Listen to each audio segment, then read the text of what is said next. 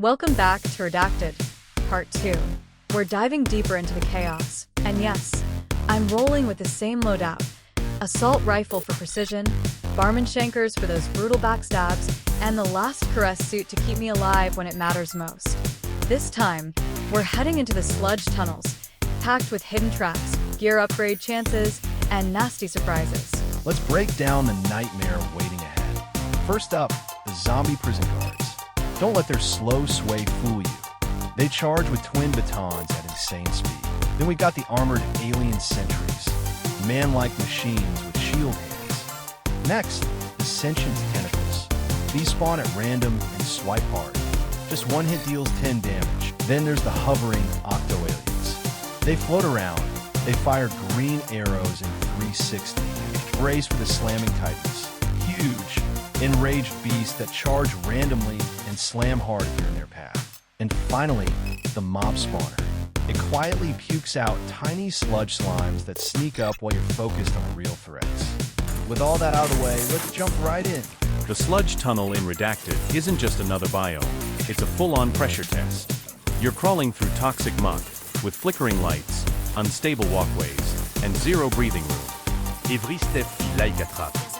The enemy, a chaotic cocktail, charging zombie guards, dodge-happy alien sentries, random tentacle strikes, and swarms of slime from hidden spawners. You're dodging arrows, watching your flank, and fighting the environment itself. What makes it exciting? It's fast, it's brutal, and it forces you to adapt every second. This isn't a level, it's survival under pressure. Watch the video to adapt the tricks to your play too. There are enemies in Redacted who'll slice you, crush you, or melt your face off. But then, there's Bob Bleckman, the mini-boss no one expected, and somehow the one we all respect.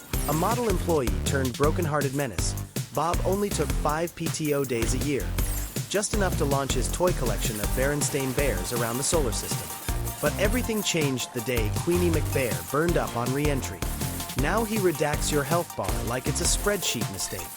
Armed with dull rage, a boombox full of rejected love songs, and years of unresolved emotion, Bob's boss fight feels more like a passive-aggressive meltdown in a cubicle.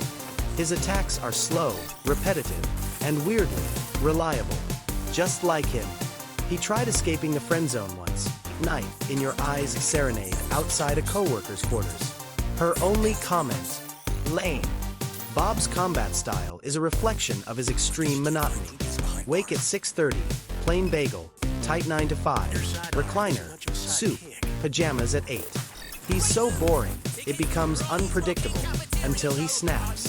He's also a self-taught accordionist who can play Drake's full catalog, a believer in ghosts named Weezak, and once placed 3rd in an ice cream naming contest. Missing mint chip. Tragic. Bleckman isn't just a mini-boss. He's an HR case file come to life, a symptom of late-stage burnout, and somehow, one of the most beloved characters in the game. Defeat him, and you'll feel it. Not pride, not triumph, just the soft whisper of Bob from accounting. I really like that guy. Fading into the ventilation. Upgrading suits or weapons can sometimes be the smarter play, especially when runs get competitive. Now let's talk characters, because this game goes all in. There are currently 12 playable convicts, each with backstories ranging from tragic to absolutely ridiculous. One guy, jailed for reprogramming cafeteria drones to play death metal at full blast during dinner. Another, a failed parkour influencer who tried to live stream a prison raid and landed in solitary instead. There's even a former corporate warbot who gained self-awareness and immediately committed tax fraud. My favorite? A quiet guy named Denton. He's in for tampering with cryo-cargo labels. No one knows what that means. Not even the devs. Meet Ronnie Flagg, aka The Rocker, Redacted's most chaotic convict and former black market guitar pick dealer. He sold homemade picks carved from cafeteria trays, until food worker Liz Harry discovered him, confiscated his guitar, and used it to stir a vat of Hungarian goulash. They're sworn enemies now. Born David Lipowitz, Ronnie got his nickname after his pet gerbil chewed a Union Jack poster, earning him his stage name. He's been a local legend at places like the TBGB Music Club and the Jolly Taxpayer Pub.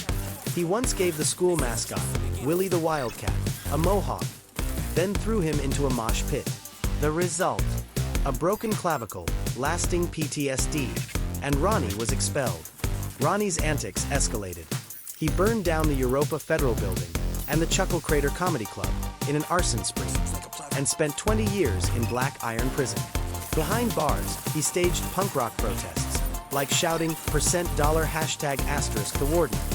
In the cafeteria, hunger striking to get his rocker look back, and using stolen prison eggs to spike his Liberty Spiked hairdo. He even built a guitar in the workshop that exploded on first strum, injuring himself and dozens of inmates. Classic Ronnie ran for mayor of Manchester on a punk manifesto, featuring public flogging for douche nozzles with guns and mandatory clown suits for businessmen. Personal touch. His parents were working class, but died in a mysterious fire when he was 14. And that infamous barcode tattoo? Turns out it scans as Depend's night defense divers.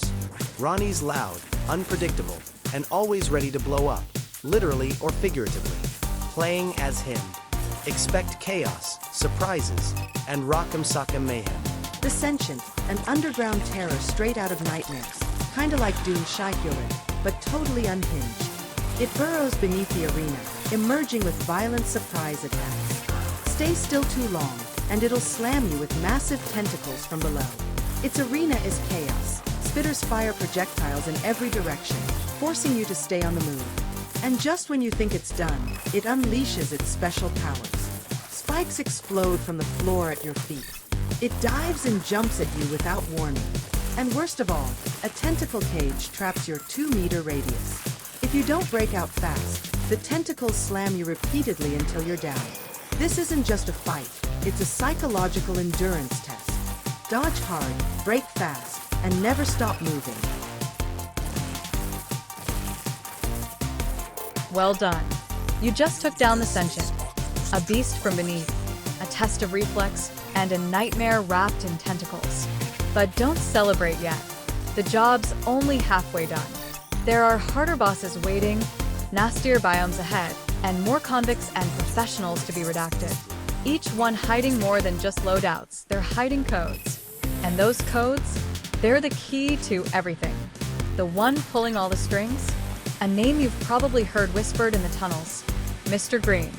He's the architect of this endless loop, spawning you again and again, even after you finish the game. Why? Because each inmate carries a fragment of a code, a sequence Mr. Green desperately wants. That's it for now, survivors. Drop your thoughts in the comments, I'd love to hear what you think. And don't forget to like and stay sharp. I'll see you in the next one.